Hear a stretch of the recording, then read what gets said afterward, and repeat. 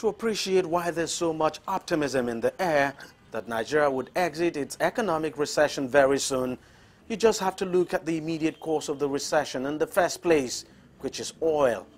Between 2015 and 2016, prices fell from a high of $119 per barrel to a low of $27, throwing Nigeria, an economy that basically runs on oil, into a tailspin. To make a bad situation worse, crisis erupted in the country's oil-rich Delta region. Militants blew up oil installations, significantly cutting Nigeria's production output.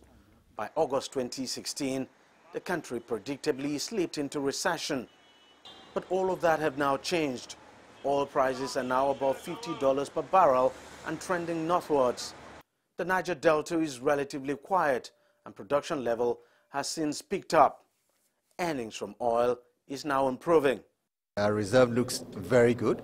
As I speak to you, our reserve stands at above 31 billion, and that provides us enough of firepower or ammunition to be able to defend the currency, and we will do so with all intensity. We've started to see a downward trend even in prices, and we've also, like you also must have observed, inflation is also trending downwards.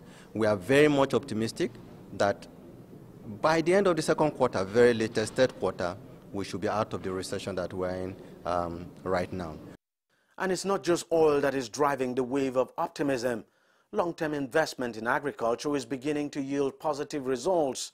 The country's food import bill is coming down. There was a time when I'm spending almost $1 billion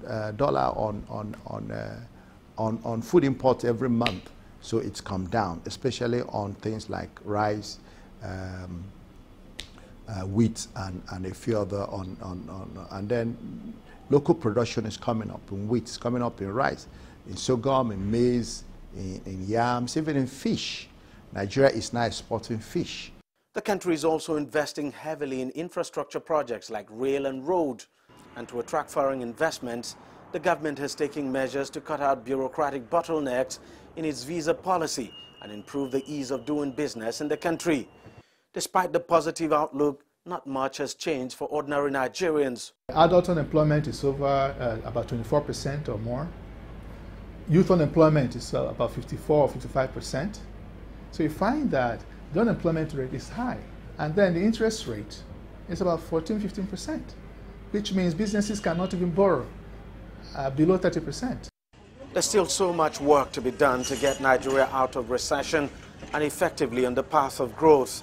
The country's 2017 budget is still stuck in Parliament and may not be passed until later this month. Analysts are warning that in itself could derail the small progress being made and that the government must move to get the budget passed quickly and hit the ground running in terms of implementation.